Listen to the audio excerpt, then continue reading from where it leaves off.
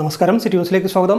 പ്രഥമ ടി.എൻ. പ്രകാശ് സാഹിത്യ പുരസ്കാരം ഷനോജ് ആർ. ചന്ദ്രന്റെ കാലൊടിഞ്ഞ പുണ്യാളൻ എന്ന കഥാസമാഹാരത്തിൽ നൽകുമെന്ന് അവാർഡ് നിർണയ സമിതി സംഘാടകർ വാർത്താ സമ്മേളനത്തിൽ അറിയിച്ചു. 4444 രൂപയും പ്രശസ്തി പത്രവുമാണ് പുരസ്കാരം. മാർച്ച് 24 വൈകുന്നേരം 4 മണിക്ക് ശിക്ഷക് സദനിൽ നടക്കുന്ന അനുസ്മരണ സമ്മേളനത്തിൽ കഥാകൃത്ത് ടി. പത്മനാഭൻ പുരസ്കാരങ്ങൾ സമ്മാനിക്കും. 30 വയസ്സിന് താഴെയുള്ളവർക്ക് വേണ്ടി നടത്തിയ മത്സരത്തിൽ KS ആർദ്ര എഴുതിയ നളിനീകാണ്ഡം എന്ന ചെറുകഥ 1ാം സ്ഥാനത്തിന് അർഹമായി. 5000 രൂപയും ശില്പവും പ്രശസ്തി പത്രവുമാണ് പുരസ്കാരം. ടി.എൻ. പ്രകാശിന്റെ കുടുംബമാണ് പുരസ്കാര തുക നൽകുക. Doctor KP Mohanan, Ashokan Charuvil, advocate KK Ramesh എന്നിവരടങ്ങിയ ജൂറിയാണ് വിധി നിർണയം നടത്തിയത്.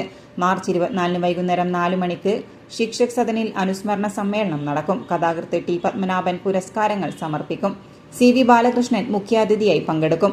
ടി.എൻ. പ്രകാശിന്റെ കഥാജീവിതവും വ്യക്തിജീവിതവും ആസ്പദമാക്കി കൈരളി ബുക്സ് പ്രസിദ്ധീകരിക്കുന്ന പ്രകാശവർഷങ്ങൾ എന്ന ഓർമ്മ പുസ്തകം ഡോക്ടർ KP മോഹനൻ ടി.എൻ. പ്രകാശിന്റെ മകൾ തീർത്ഥ പ്രകാശിന് നൽകി പ്രകാശന കർമ്മം നിർവഹിക്കും. PVK Panayal TN. പ്രകാശ് അനുസ്മരണ പ്രഭാഷണം നടത്തും. ബാലകൃഷ്ണൻ കൊയ്യാൽ അവാർഡ് ജേതാക്കളെ പരിചയപ്പെടുത്തും.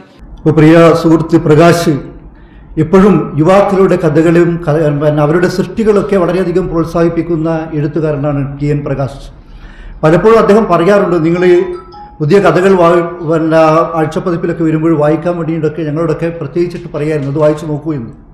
അപ്പം അങ്ങനെയുള്ള പ്രകാശിൻ്റെ ഈ അനുസ്മരണ ഭാഗമായിട്ട് ഏർപ്പെടുത്തിയിട്ടുള്ള പുരസ്കാരം ഒരു യുവപ്രതിഭയ്ക്ക് നൽകാം എന്നാണ് നമ്മൾ പുരസ്കാര സമിതി എത്തിച്ചേർന്നത്. അത് അതായത് പുസ്തകങ്ങളെല്ലാം വായിച്ചു നോക്കിയപ്പോൾ ഒരു പ്രത്യേക വെളിച്ചം, ഒരു പ്രത്യേക സന്ദേശം നമ്മൾക്ക് ഒരു മനസ്സിന് നമുക്ക് ഒരു തിരഞ്ഞെടുക്കാനുള്ള ഒരു പുസ്തകമായിട്ട് നമുക്ക് തോന്നിയിട്ടുള്ളത് ഷനോജ് ആർ. ചന്ദ്രൻ്റെ കാലൊടിഞ്ഞ പുണ്യാളൻ എന്ന കഥാസമാഹാരമാണ്. അതായത് മിത്തും സമുദായ ജീവിതവും ദേശചരിത്രവും ഒക്കെ താളത്തിൽ കോർത്തിണക്കിയിട്ടുള്ള കഥകളാണ് സനോജ് ആറിൻ്റേത്. അദ്ദേഹം ന്യൂസ് 18-ൻ്റെ കോപ്പി റൈറ്ററായിട്ട് പ്രവർത്തിച്ചിരുന്ന ആളാണ്. ഇപ്പോൾ അദ്ദേഹം പ്രവർത്തിക്കുന്നുണ്ടോ എന്നറിയില്ല.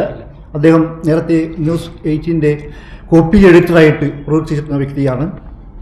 അതുപോലെ തന്നെ കഥകൾ പരിശോധിച്ചതിൽ ആർദ്ര KS എഴുതിയ നളിനീകാണ്ഡം എന്ന ചെറുകഥ 1ാം സ്ഥാനത്തിന് അർഹമായിരിക്കുന്നു.